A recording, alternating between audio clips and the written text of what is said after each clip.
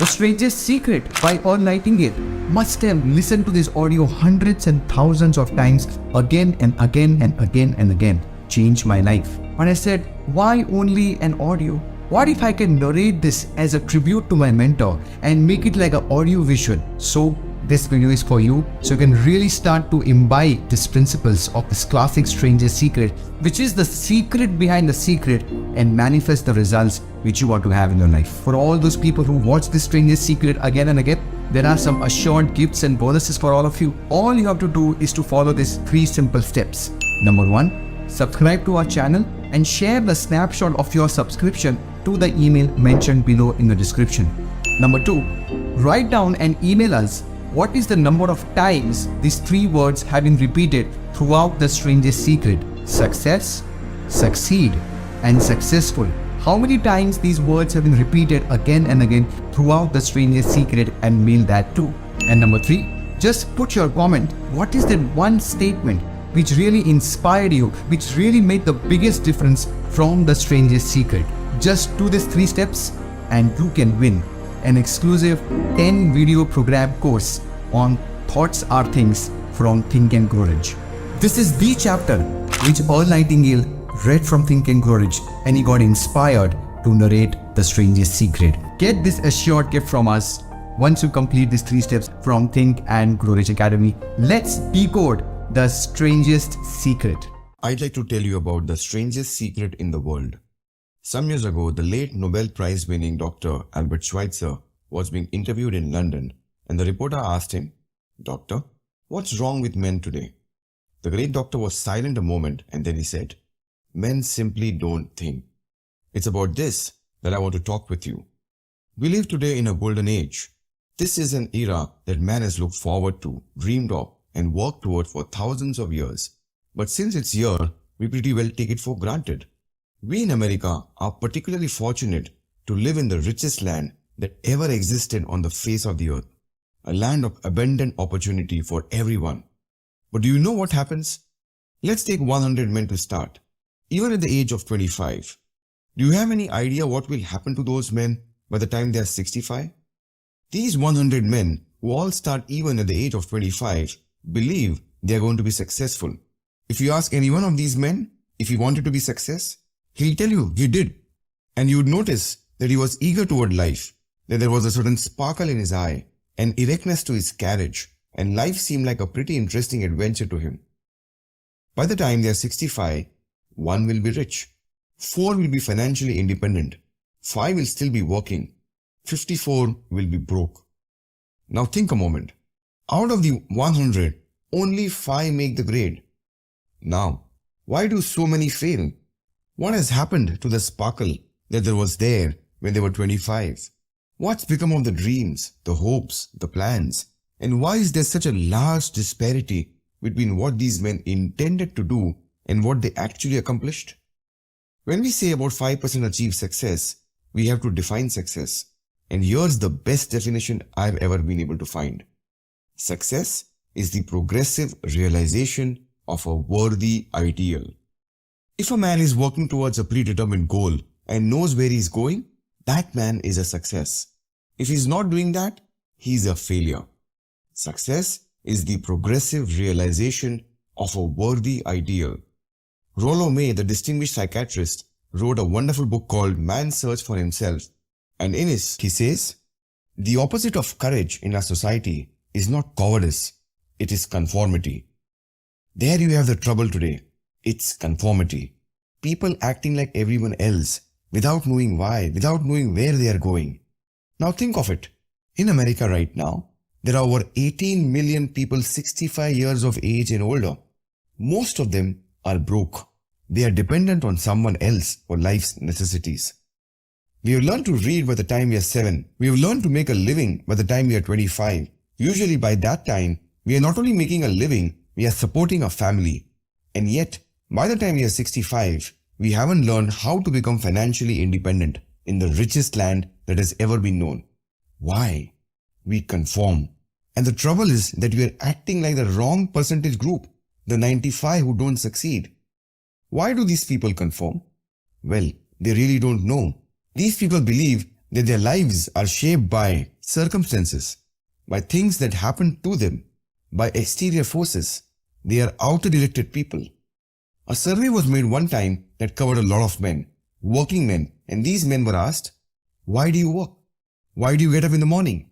19 out of 20 had no idea. If you ask a male, he'll say, everyone goes to work in the morning. And that's the reason they do it, because everyone else is doing it. Now let's get back to our definition of success. Who succeeds? The only person who succeeds is the person who is progressively realizing a worthy ideal. He is the person who says, I'm going to become this, and begins to work toward that goal. I'll tell you who the successful people are. The success is the school teacher who's teaching school because that's what he or she wants to do. The success is the woman who's a wife and mother because she wanted to become a wife and mother and is doing a good job of it. The success is the man who runs the corner gas station because that was his dream. That's what he wanted to do. The success is the successful salesman who wants to become a top-notch salesman and grow and build with his organization. A success is anyone who is doing deliberately a predetermined job because that's what he decided to do deliberately. But only 1 out of 20 does that. That's why today there isn't any real competition unless we make it for ourselves. Instead of competing, all we have to do is create. You know, for 20 years, I looked for the key which would determine what would happen to a human being. Was there a key? I wanted to know, which would make the future a promise that you could foretell to a large extent. Was there a key that would guarantee a person's becoming successful if he only knew about it and knew how to use it? Well, there is such a key, and I found it. Have you ever wondered why so many work so hard and honestly without ever achieving anything in particular, and others don't seem to work hard and yet seem to get everything? They seem to have the magic touch. You have heard them say that about someone, everything he touches turns into gold. Have you ever noticed that a man who becomes successful tends to continue to become successful? On the other hand, have you noticed how a man who is a failure tends to continue to fail? Well, it's because of goals. Some of us have goals, some don't. People with goals succeed because they know where they are going. It's that simple. Think of a ship leaving a harbor and think of it with a complete voyage mapped out and planned. The captain and crew know exactly where it's going and how long it will take. It has a definite goal. Now 9,999 times out of 10,000, it will get to where it started out to get. Let's take another ship, just like the first. Only let's not put a crew on it or a captain at a helm. Let's give it no aiming point, no goal, no destination. We just start the engines and let it go. I think you'll agree with me that if it gets out of the harbor at all, it'll either sink or wind up on some deserted beach or derelict. It can't go any place because it has no destination and no guidance, and it's the same with a human being. Take a salesman for example. There is no other person in the world today with the future of a good salesman. Selling is the world's highest paid profession if we are good at it and if we know where we are going. Every company needs top-notch salesmen and they reward those men. The sky's the limit for them. But how many can you find? Someone once said the human race is fixed not to prevent the strong from winning, but to prevent the weak from losing. The American economy today can be likened to a convoy in a time of war. The entire economy slowed down to protect its weakest link, just as the convoy had to go at the speed that would permit its slowest vessel to remain in its formation. That's why it's so easy to make a living today. It takes no particular brains or talent to make a living, to support a family today. We have a plateau of so-called security if that's what a person is looking for. But we do have to decide how high above this plateau we want to aim. Now let's get back to the strangest secret in the world. The story that I wanted to tell you today. Why do men with goals succeed in life and men without them fail? Well, let me tell you something which, if you really understand, will alter your life immediately. If you understand completely what I'm going to tell you, from this moment on, your life will never be the same again. You will suddenly find that good luck just seems to be attracted to you. The things you want just seem to fall in line, and from now on, you won't have the problems, the worries, the gnawing lump of anxiety that perhaps you experienced before. Doubt, fear, well, they will be the things of the past. Here's the key to success and the key to failure. We become what we think about. Now let me say that again. We become what we think about. Throughout all history, the great wise men and teachers and philosophers and prophets have disagreed with one another on many different things. It's only on this one point that they're in complete and unanimous agreement. Let's know what Marcus Aurelius, the great Roman emperor, said. A man's life is what his thoughts make of it. Disraeli said this.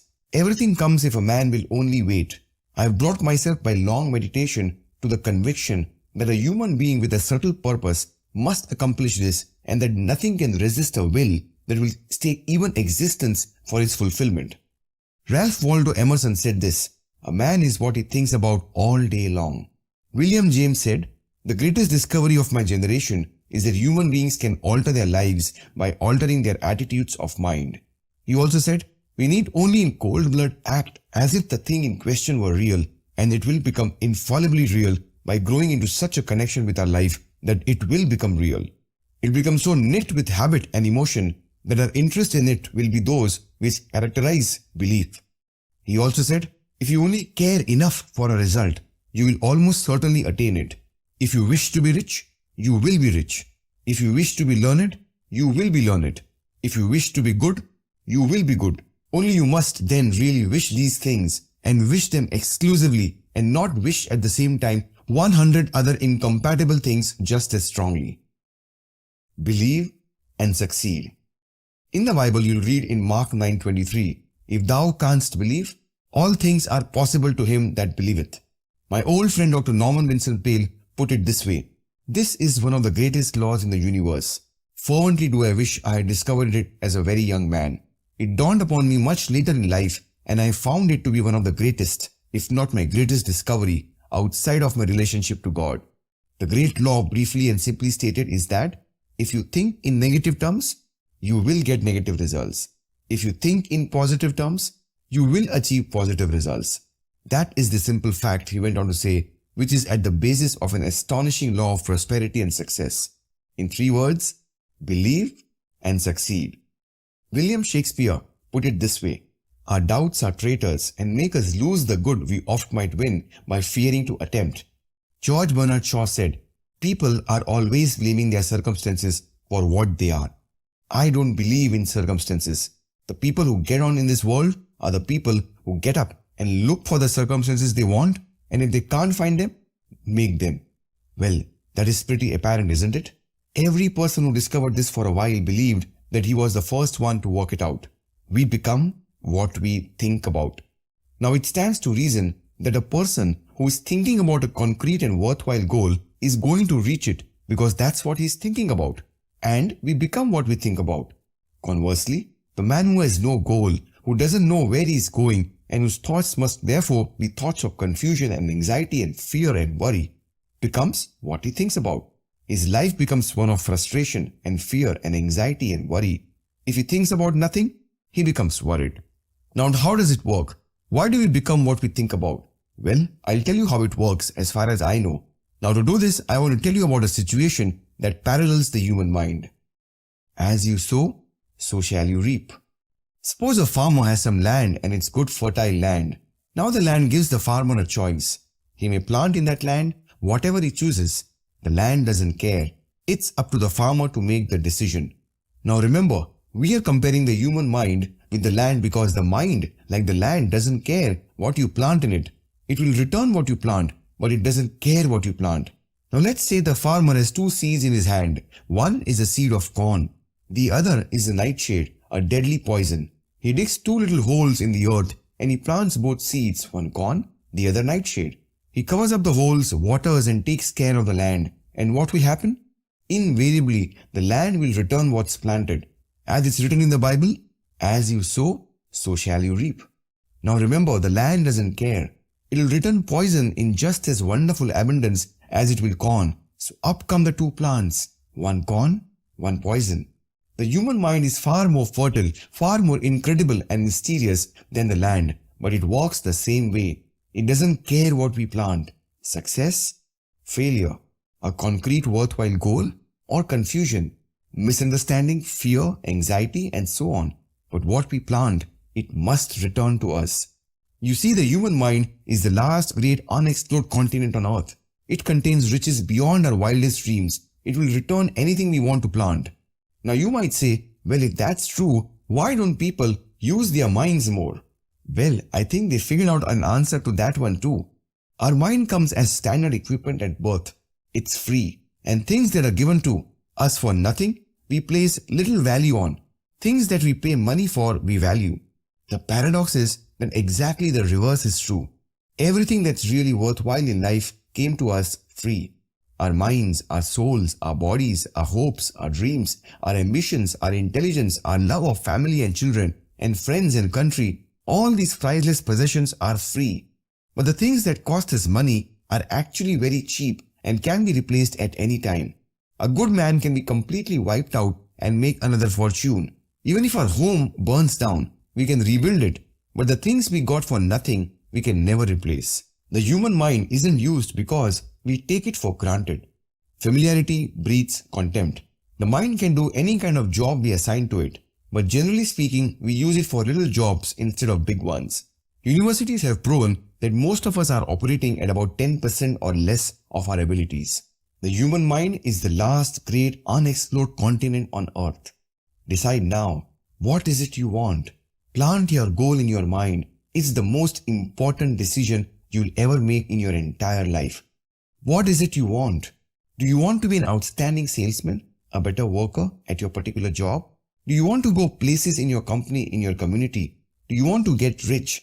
All you got to do is plant that seed in your mind, care for it, work steadily towards your goal, and it will become a reality.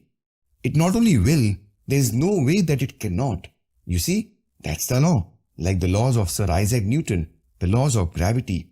If you get on top of a building and jump off, you'll always go down, you'll never go up. And it's the same with all the other laws of nature. They always work. They are inflexible. Think about your goal in a relaxed, positive way. Picture yourself in your mind's eye as having already achieved this goal. See yourself doing the things you will be doing when you have reached your goal. Ours has been called the phenobarbital age, the age of ulcers and nervous breakdowns and tranquilizers. At a time when medical research has raised us to a new plateau of good health and longevity, far too many of us worry ourselves into an early grave trying to cope up with things in our own little personal ways without learning a few great laws that will take care of everything for us. These things we bring on ourselves through our habitual way of thinking. Every one of us is the sum total of his own thoughts. He is where he is because that's exactly where he really wants to be, whether he'll admit that or not. Each of us must live off the fruit of his thoughts in the future, because what you think today and tomorrow, next month and next year, will mold your life and determine your future. You are guided by your mind. I remember one time I was driving through eastern Arizona and I saw one of those giant earth-moving machines roaring along the road at about 35 miles an hour with what looked like 30 tons of dirt in it. A tremendous, incredible machine. There was a little man perched way up on top with the wheels in his hands, guiding it. As I drove along, I was struck by the similarity of that machine to the human mind. Just suppose you are sitting at the controls of such a vast source of energy. Are you going to sit back and fold your arms and let it run itself into a ditch? Or are you going to keep both hands firmly on the wheel and control and direct this power to a specific worthwhile purpose? It's up to you. You are in the driver's seat. You see, the very law that gives us success is a two-edged sword. We must control our thinking. The same rule that can lead a man to a life of success, wealth, happiness, and all the things he ever dreamed of for himself and his family. That very same law can lead him into a gutter. It's all in how he uses it, for good or for bad. That is the strangest secret in the world. Now, why do I say it's strange, and why do I call it a secret? Actually, it isn't a secret at all. It was first promulgated by some of the earliest wise men, and it appears again and again throughout the Bible.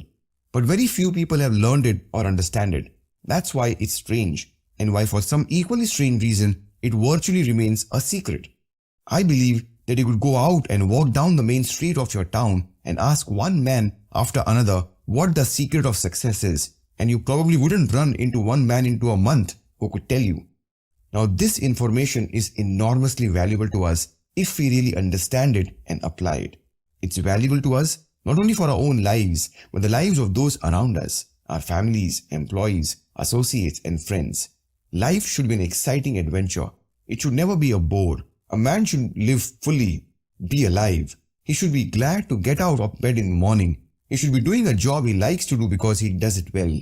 One time I heard Grove Patterson, the great editor-in-chief of the Toledo Blade, made a speech, and as he concluded his speech, he said something I have never forgotten. He said, "My years in the newspaper business have convinced me of several things, among them that people are basically good, and that we came from someplace and we are going someplace, and we should make our time here an exciting adventure. The architect of the universe didn't build a stairway leading nowhere. And the greatest teacher of all, the carpenter from the plains of Galilee, gave us the secret time and again.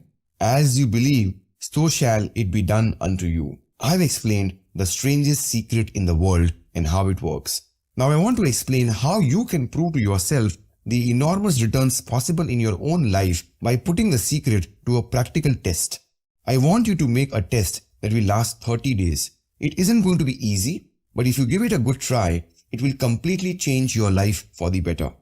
Back in the 17th century, Sir Isaac Newton, the English mathematician and natural philosopher, gave us the naturals of physics, which apply as much to human beings as they do to the movement of bodies in the universe. One of these laws is that for every action, there is an equal and opposite reaction. Simply stated, as it applies to you and me, it means that we can achieve nothing without paying the price. The results of your 30-day experiment will be in direct proportion to the effort you put forth. To be a doctor, you must pay the price of long years of difficult study. To be successful in selling, and remember that each of us succeeds to the extent of its ability to sell.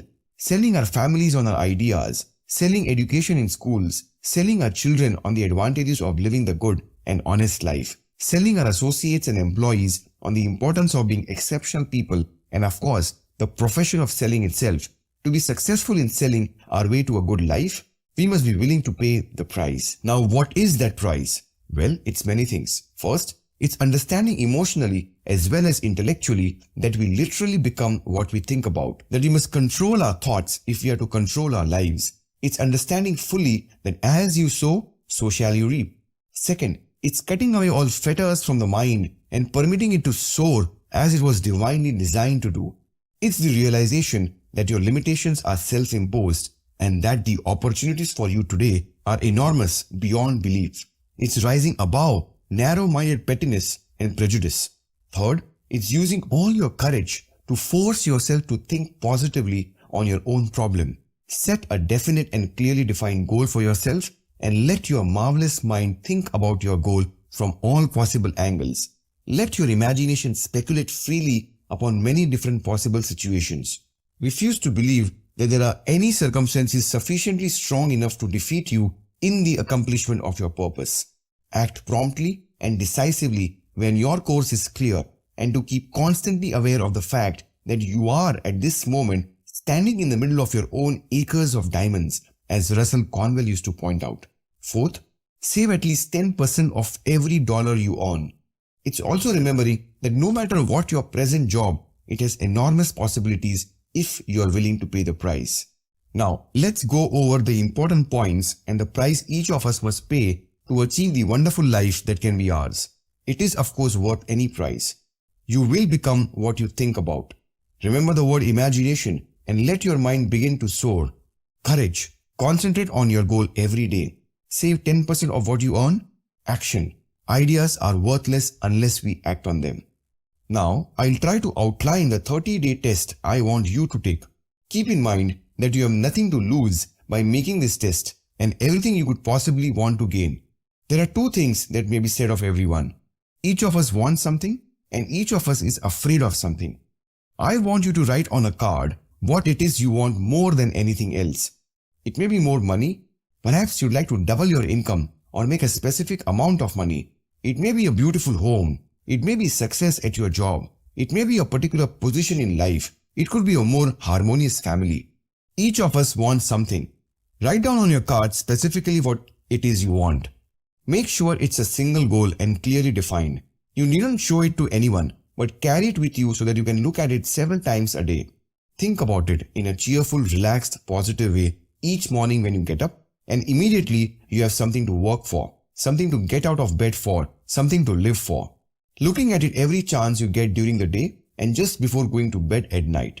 As you look at it, remember that you must become what you think about. And since you are thinking about your goal, you realize that soon it will be yours. In fact, it's yours, really, the moment you write it down and begin to think about it. Look at the abundance all around you as you go about your daily business. You have as much right to this abundance as any other living creature. It's yours for the asking. Now we come to the difficult part. Difficult because it means the formation of what is probably a brand new habit. New habits are not easily formed. Once formed, however, it will follow you for the rest of your life. Stop thinking about what it is you fear. Each time a fearful or negative thought comes into your consciousness, replace it with a mental picture of your positive and worthwhile goal. There will come times when you'll feel like giving up. It's easier for a human being to think negatively than positively. That's why only 5% are successful. You must begin now to place yourself in that group. For 30 days, you must take control of your mind. It will think about only what you permit it to think about. Each day for this 30-day test, do more than you have to do. In addition to maintaining a cheerful, positive outlook, give of yourself more than you've ever done before. Do this knowing that your returns in life must be in direct proportion to what you give. The moment you decide on a goal to work toward, you are immediately a successful person. You are then in that rare and successful category of people who know where they are going. Out of every 100 people, you belong to the top 5. Don't concern yourself too much with how you're going to achieve your goal. Leave that completely to a power greater than yourself. All you have to know is where you're going. The answers will come to you of their own accord and at the right time. Remember these words from the Sermon on the Mount and remember them well. Keep them constantly before you this month of your test. Ask and it shall be given you. Seek and you shall find. Knock and it shall be opened unto you. For everyone that asketh, receiveth. And that he that seeketh, findeth. And to him that knocketh, it shall be opened. It's as marvelous and as simple as that. In fact, it's so simple that in a seemingly complicated world, it's difficult for an adult to understand that all they need is a purpose and faith. For 30 days, do your very best. If you're a salesman, go at it as you have never done before. Not in a hectic fashion, but with a calm, cheerful assurance that time well spent will give you the abundance in return that you want. If you're a homemaker, devote your 30-day test to completely giving of yourself without thinking about receiving anything in return, and you'll be amazed at the difference it makes in your life. No matter what your job, do it as you've never done before for 30 days. And if you have kept your goal before you every day, you'll wonder and marvel at this new life you have found. Dorothy Brand, the outstanding editor and writer, discovered it for herself and talks about it in her fine book, Wake Up and Live. Her entire philosophy is reduced to the words, act as though it were impossible to fail. She made her own test with sincerity and faith, and her entire life was changed to one of overwhelming success. Now, you make your test for 30 full days. Don't start your test until you have made up your mind to stick with it. You see, by being persistent, you are demonstrating faith. Persistence is simply another word for faith. If you didn't have faith, you'd never persist. If you should fail during first 30 days, by that I mean finding suddenly yourself overwhelmed by negative thoughts, you've got to start over again from that point and go 30 more days. Gradually, your new habit will form until you find yourself one of that wonderful minority to whom virtually nothing is impossible. And don't forget that card. It's vitally important as you begin this new way of living. On one side of the card, write your goal, whatever it may be. On the other side, write the words we have quoted from the Sermon on the Mount. Ask and it shall be given you. Seek and you shall find. Knock and it shall be opened unto you. Nothing great was ever accomplished without inspiration. See that during these crucial first 30 days, your own inspiration is kept at a peak. Above all, don't worry. Worry brings fear and fear is crippling. The only thing that can cause you to worry during your test is trying to do it all yourself. Know that all you have to do is hold your goal before you. Everything else will take care of itself. Remember also to keep calm and cheerful. Don't let petty things annoy you and get you off course. Now, since making this test is difficult, some will say, why should I bother? Well, look at the alternative. No one wants to be a failure. No one wants to be a mediocre individual. No one wants a life constantly filled with worry and fear and frustration. Therefore, remember that you must reap that which you sow. If you sow negative thoughts, your life will be filled with negative things. If you sow positive thoughts, your life will be cheerful, successful, and positive. Now, gradually, you will have a tendency to forget what you have heard on this recording. Play it often. Keep reminding yourself of what you must do it to form this new habit. Gather your whole family around at regular intervals and listen to what's been said here. Most men will tell you that they want to make more money without understanding the law. The only people who make money work in a mint. The rest of us must earn money. This is what causes those who keep looking for something for nothing or a free ride to fail in life. The only way to earn money is by providing people with services or products which are needed and useful. We exchange our time and our product or service for the other man's money. Therefore, the law is that our financial return will be in direct proportion to our service. Now, success is not the result of making money. Earning money is the result of success, and success is in direct proportion to our service. Most people have this law backward.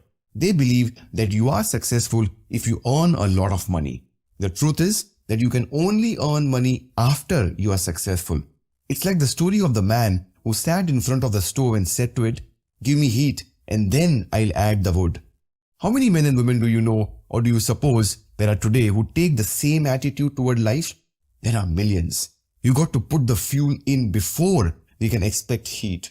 Likewise, you got to be of service first before we can expect money. Don't concern yourself with the money. Be of service, build, work, dream, create. Do this and you'll find there's no limit to the prosperity and abundance that will come to you. Prosperity is founded upon a law of mutual exchange. Any person who contributes to prosperity must prosper in turn himself. Sometimes the return will not come from those you serve, but it must come to you from some place because that's the law. For every action, there is an equal and opposite reaction. As you go daily through your 30-day test period, remember that your success will always be measured by the quality and quantity of service you render. And money is a yardstick for measuring this service. No man can get rich himself unless he enriches others. Now, there are no exceptions to a law. You can drive down any street in America and from your car estimate the service that's being rendered by the people living on that street. Have you ever thought of this yardstick before? It's interesting.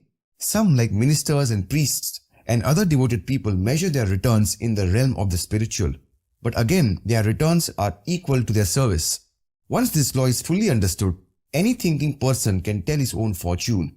If he wants more, he must be of more service to those from whom he receives his return. If he wants less, he has only to reduce his service. This is the price you must pay for what you want. If you believe you can enrich yourself by deluding others, you can end up only by deluding yourself. It may take some time, but just as surely as you breathe, you'll back what you put out. Don't ever make the mistake of thinking you can avoid this. It's impossible. The prisons and the streets where the lonely walk are filled with people who try to make new laws just for themselves. We may avoid the laws of man for a while, but there are greater laws that cannot be broken. An outstanding medical doctor recently pointed out 6 steps that will help you realize success. 1. Set yourself a definite goal. 2. Quit running yourself down. 3. Stop thinking of all the reasons why you cannot be successful and instead think of all the reasons why you can. 4. Trace your attitudes back to your childhood and try to discover where you first got the idea that you couldn't be successful if that's the way you've been thinking. 5. Change the image you have of yourself by writing out a description of the person you would like to be. And 6. Act the part of the successful person you have decided to become. The doctor who wrote those words is a noted West Coast psychiatrist, Dr. David Harold Fink. Do what the experts since the dawn of recorded history have said you must do. Pay the price by becoming the person you want to become. It's not nearly as difficult as living unsuccessfully. Make your 30-day test, then repeat it again. Each time it will become more a part of you until you'll wonder how you could have ever lived any other way. Live this new way and the floodgates of abundance will open and pour over you more riches than you may have dreamed existed. Money? Yes, lots of it. But what's more important, You'll have peace. You'll be in that wonderful minority who lead calm, cheerful, successful lives. Start today. You have nothing to lose, but you have a whole life to win.